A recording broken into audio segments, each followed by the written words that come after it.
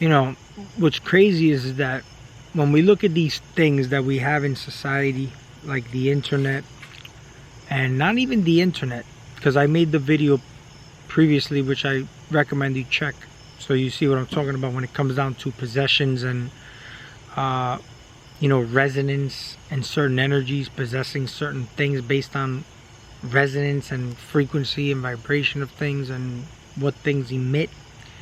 But you have dogs, you have certain animals that are used as tools, okay? Like dogs, for example, they use them for hunting because of their powerful senses, you know, the ability to see, hear better than humans, and basically the ability to run and jump faster than a human being could. And if you look at it, these are basically special abilities that humans don't possess.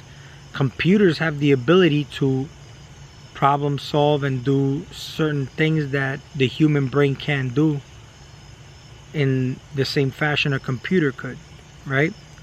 So these things are tools. We use them as tools. Like police officers use this to hunt, look for criminals, look for drugs. Cats have special senses that humans don't. You know, cats are known for being spiritual animals. Like birds can fly. You know, they have a bird's eye view of, you know, this matrix that we have going on here. It's pretty insane how we look at these things and we take these things for granted, right?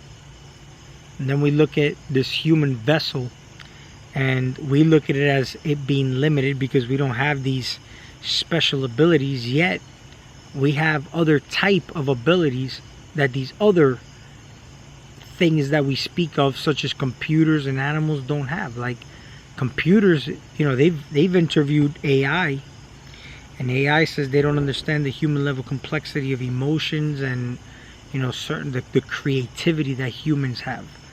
You know, in turn, animals don't have the human level intellect or emotions and the creative capacity that humans have, but these things atrophy. When it comes down to sacrificing, you know, I'm going to link a video in the description with Joseph Campbell when he talks about sacrificing. But we talk about sacrifice, okay?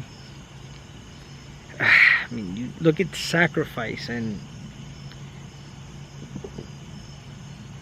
they used to sacrifice animals, and this was a symbolic representation of sacrificing your animal nature. What do you sacrifice here? When you look at certain things that happen, when you see certain people that you would observe on, like, let's say YouTube or the big stage and whatnot, you sacrifice your ego or your character, your persona, your money maker, you know, all in a sense for an exchange for power of some sort of evolution. This reality being built on what you would consider immoral, yet you utilize these things to sustain yourself in this reality.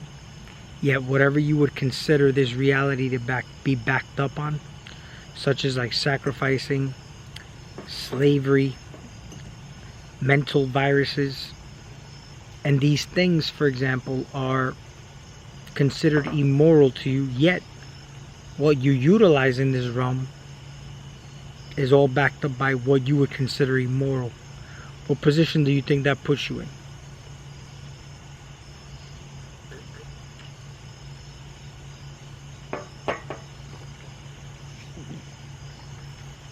When you, I mean, you'll hear the video in the description.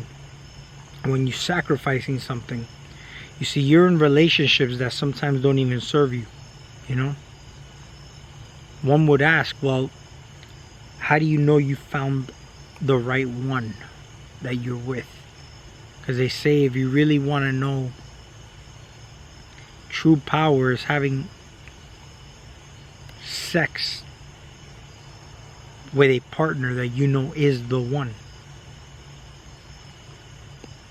Yet we stay in them all for the interest of not feeling uncomfortable, because we don't like to feel uncomfortable. We stay in that comfort zone type of feeling and whatnot. So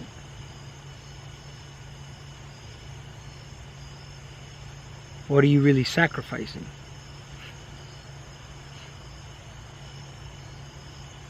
See, when you let things go, you dead things, right? You sacrifice.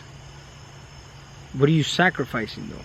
If you know something is serving you and you let it go and you get into an uncomfortable situation, then